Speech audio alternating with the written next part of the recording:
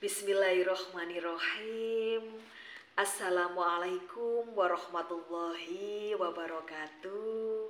Halo anak-anak hebat di seluruh penjuru Nusantara dan juga sahabat TBM Avicenna Malang dimanapun berada. Mudah-mudahan anak-anakku hebat semuanya senantiasa sehat dalam lindungan Allah Subhanahu wa Ta'ala dan dalam keberkahan selalu. Amin, amin, Allahumma amin.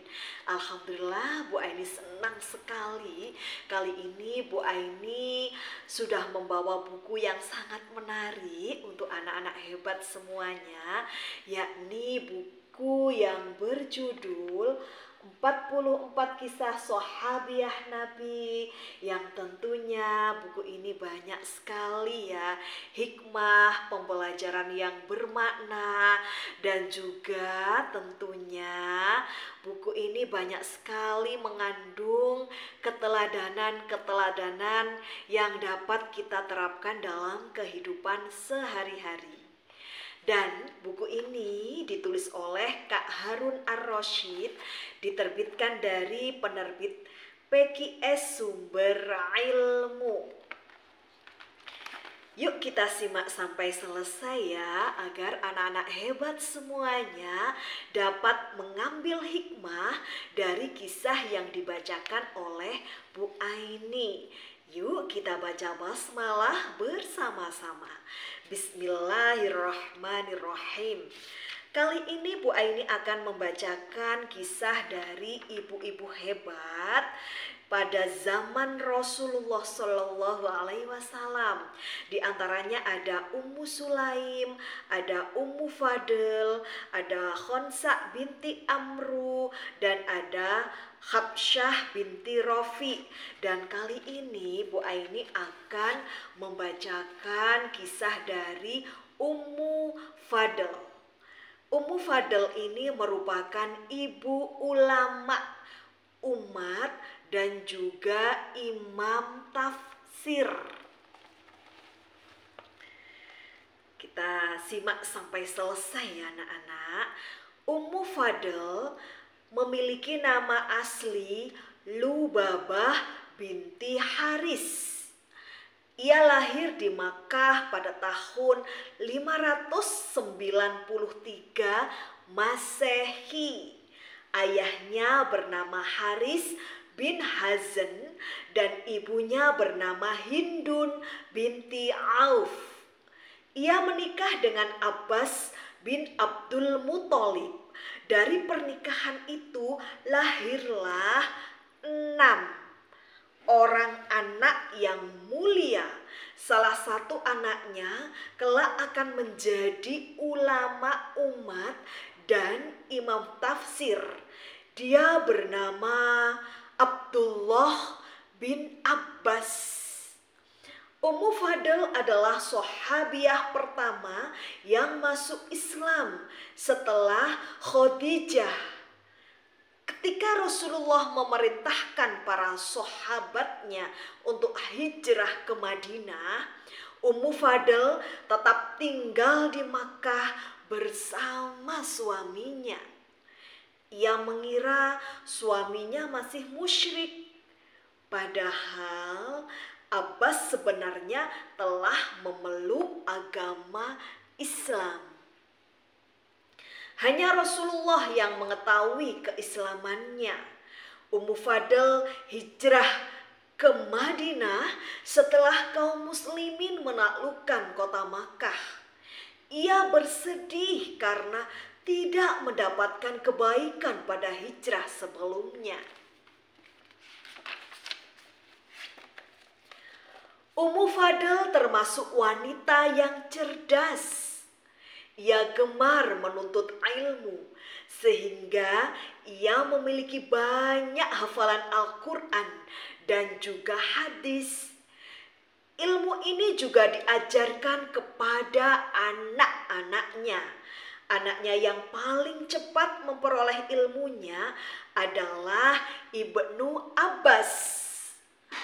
Ummu Fadl juga wanita yang senang menjaga silaturahmi. ia sering berkunjung ke rumah istri-istri Rasulullah Shallallahu Alaihi Wasallam. Ummu Fadl adalah sosok yang pemberani. Suatu hari, pembantu Abbas yang bernama Abu Rafi' dizolimi oleh Abu Lahab. Abu Rafi' tidak mampu membalas karena Abu Lahab membantingnya ke tanah terlebih dahulu.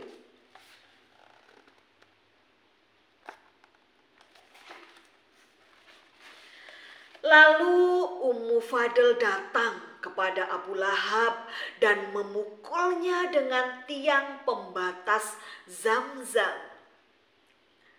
Setelah itu Abu Lahab pergi sambil menundukkan mukanya. Kasih sayang Ummu Fadl sebagai seorang ibu tidak hanya diberikan kepada anak-anaknya saja.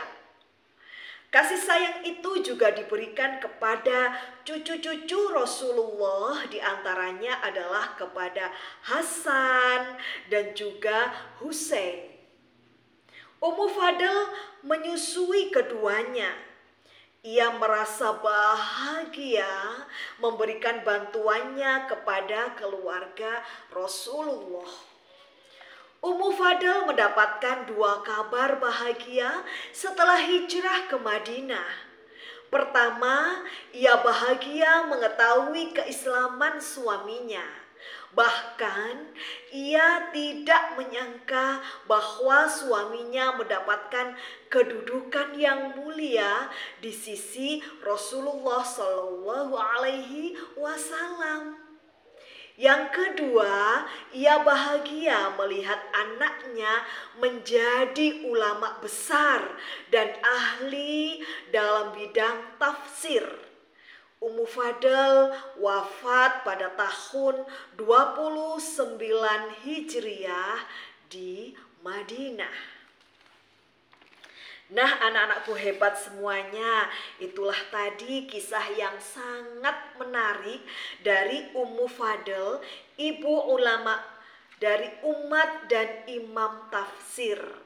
Dan mudah-mudahan kita semuanya dapat meneladani ya sifat-sifat baik dari Ummu Fadl tersebut.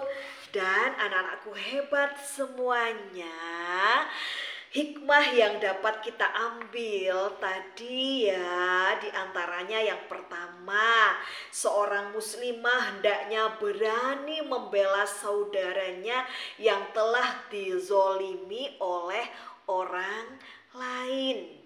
Kemudian yang kedua, kita dianjurkan mengajarkan ilmu yang kita miliki kepada orang lain. Karena ilmu yang kita bagikan kepada orang lain, pahalanya berlipat-lipat dan juga tentu keberkahannya akan juga semakin banyak dan akan kembali pada diri kita sendiri. Dan keberkahan serta kebermanfaatannya ini akan meluas kepada banyak orang yang ada di sekitar kita. Kemudian yang ketiga, seorang ibu yang baik, seorang ibu yang hebat akan melahirkan generasi yang hebat dan juga baik pula. Amin, Allahumma amin. Baik anak-anak hebat semuanya, terima kasih atas segala perhatiannya dan mohon maaf Bu Aini apabila ada kekhilafan. Memancing ikan berwarna putih. Cukup sekian dan terima kasih. Dan Bu Aini akhiri, ihdinas siratal mustaqim, wabillahi taufik wal hidayah, wabiridha wal inayah. Wassalamualaikum warahmatullahi wabarakatuh. Terus semangat belajar, terus semangat membaca ya anak-anak hebat. Salam literasi. Sampai berjumpa di Bu Aini bercerita selanjutnya. Dadah.